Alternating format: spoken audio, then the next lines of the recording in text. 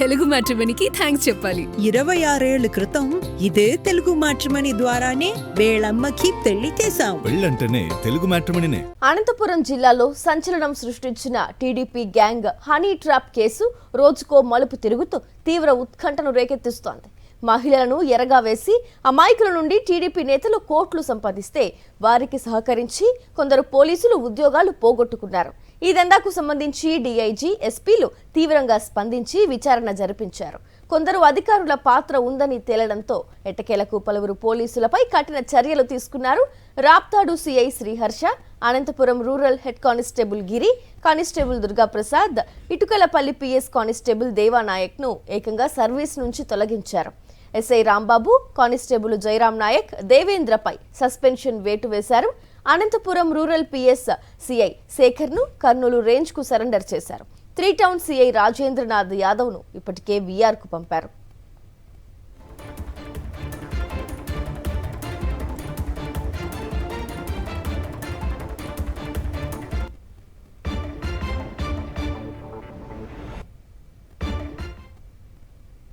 అంశానికి సంబంధించి పూర్తి డీటెయిల్స్ అందించేందుకు మా కరెస్పాండెంట్ శివారెడ్డి ఫోన్ లైన్ ద్వారా జాయిన్ అవుతున్నారు. చెప్పండి శివారెడ్డి.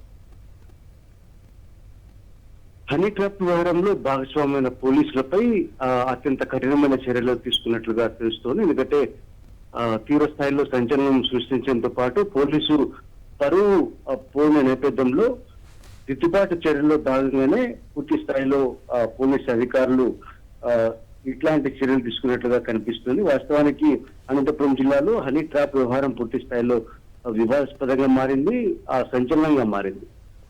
టీడీపీ నేతల కనుసరణలో ఈ కార్యక్రమం జరిగింది. ఎందుకంటే గత కొన్ని మాసాలుగా హనీ ట్రాప్ లో భాగంగా మహిళలను ఎరవేయడం, అదేవిధంగా అమాయకుల నుంచి కోట్ల రూపాయల వసూలు చేసిన నేపథ్యంలో దీనికి టీడీపీ నేతలు నేతృత్వం వహించగా పోలీసులు అన్ని విధాలుగా సహకరించారన్న ఆరోపణల నేపథ్యంలో ఇప్పుడు తాజాగా పోలీసు అధికారుల పైన సస్పెన్షన్, అదేవిధంగా ఉద్యోగం నుంచి తొలగించే చర్యలు తీసుకున్న పరిస్థితి కనిపిస్తోంది. రాప్తాడు సీఏగా వ్యవహరిస్తున్నటువంటి శ్రీహర్షను ఉద్యోగం నుంచి తొలగిస్తూ ఉన్నతాధికారులు నిర్ణయం తీసుకున్నారు. అదేవిధంగా కానిస్టేబుల్ గిరి, అదేవిధంగా దేవలా నాయక్, దుర్గా ప్రసాద్ కూడా సర్వీస్ నుంచి డిస్మిస్ చేస్తూ పోలీసు ఉన్నతాధికారులు ఆదేశాలు జారీ చేసిన పరిస్థితి కనిపిస్తుంది. మరోవైపు అనంతపురం రూరల్ ఎస్ఐగా వ్యవహరిస్తున్నటువంటి రాంబాబును సస్పెండ్ చేస్తే, అలాగే కానిస్టేబుల్ దేవేంద్ర, జయరాం నాయకులను కూడా సస్పెండ్ చేస్తూ ఉత్తర్వులు జారీ అయిన పరిస్థితి కనిపిస్తుంది.